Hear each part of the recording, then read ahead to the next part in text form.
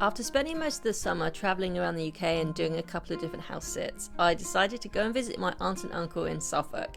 It's not somewhere that I've really ever explored much before, and it was great to spend some time with them. On my last day, they took me into Cambridge to go punting, which was absolutely great fun. And the best way to see all the colleges is definitely from the water, so you can actually look inside at these incredibly beautiful old buildings and the gardens leading down to the river. It was really stunning, and I'm pretty jealous of anybody who got to go to university here. How fantastic to get to actually live in one of these places. But for everybody else, just go get a punt and have an explore on the river.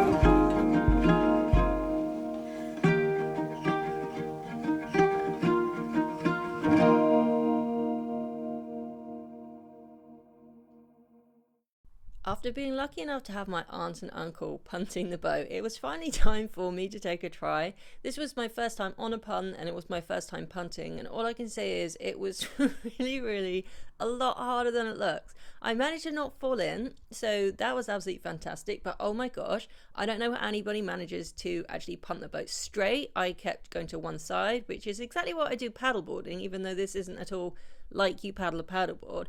But yeah, suffice to say, it was difficult. And standing on that tiny platform and having to put like all your body weight into actually pushing the boat along on the ground of the river, it's an absolute miracle that I didn't fall in.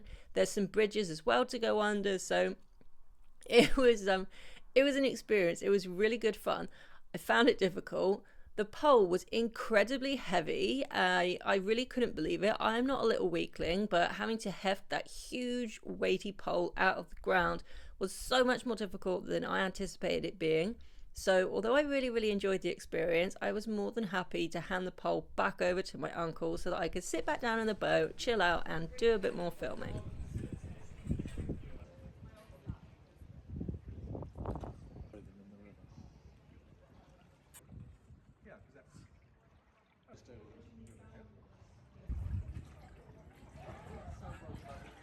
Now, it was at this point that we managed to get our poles stuck in the mud, which can happen in some areas of the river. So one of the kind guys who does the punting tours swooped around doing some absolutely brilliant punting and rescued the stick for us, which is when we found out that it really was incredibly heavy. I think it was just a scaffold pole or something, but he was saying to us, oh my gosh, he couldn't believe that we actually had been using that, and let us try his out, which, yeah, weighed an absolute fraction of the amount that ours did. So I would recommend that if you just want to look at the views, go and get a guided tour and get somebody else to punt you along. But obviously, if you want more of an adventure, then yeah, get your own punt and give this a go. It was great fun.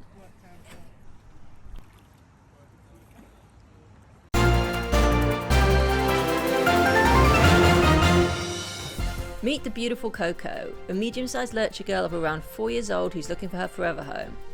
She absolutely loves people, food and playing with toys. She's a real character who does everything with plenty of enthusiasm and loves a fuss. She's intelligent and active, but she also loves to snuggle up on the sofa for a snooze. To find out more about Coco or any of the other dogs available for adoption, please visit foreverhoundstrust.org.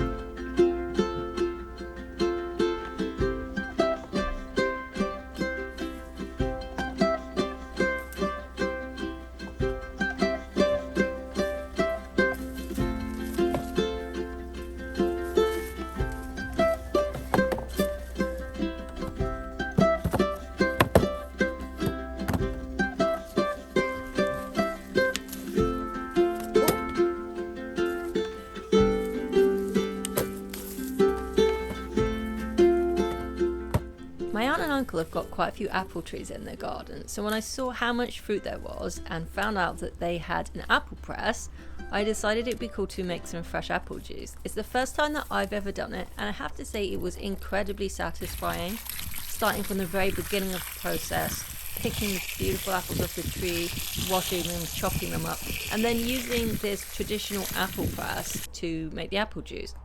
It was actually really simple as well. Obviously it's a lot more time consuming than buying something for the shop, but the taste of this totally fresh apple juice at the end was really unlike anything that I've ever tasted before.